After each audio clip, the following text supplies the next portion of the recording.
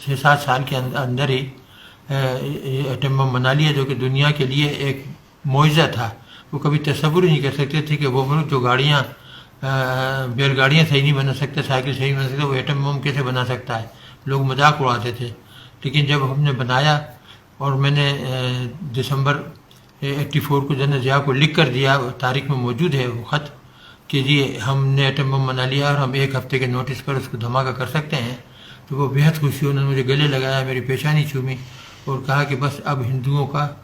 ہم بیڑا غرق کر دیں گے اگر انہوں نے ذرا بھی ہمارے ساتھ بدمعاشی کی۔ تو یہ وہ چیزیں تھیں کہ اس میں میرے ساتھیوں کا بڑا اہم کردار تھا، میری رہنمائی تھی۔ صبح سے شام تک ہم کام کرتے تھے اور ہم نے بہت تیزی سے یہ بنایا، بلکہ نہ صرف ایک بنایا، کئی بنا دیے تھے، اور جنرل ضیاء سے کہا تھا کہ آپ جب حکم دیں گے تو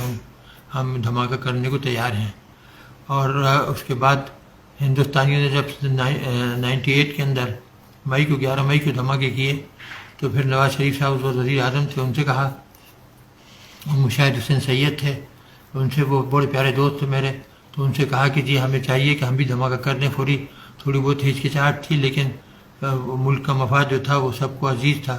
اور یہ فیصلہ ہوا کہ دھماکہ کر دیا جائے۔ اور پھر ہم نے ہندوستان کے 5 کے بدلے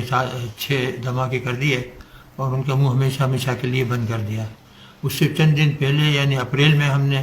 لانگ رینج میزائل بنائی تھی،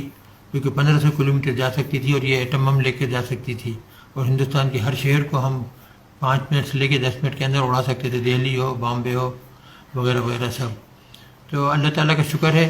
ہم نے پاکستان کو ناقابل تسخیر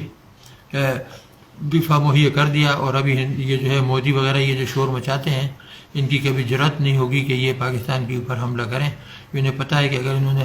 حملہ کیا تو نہ ہندوستان رہے گا اور نہ پاکستان، پھر دونوں ہی غائب ہو جائیں گے، اور ہم بھی ان کو صفحہ ہستی سے مٹا دیں گے۔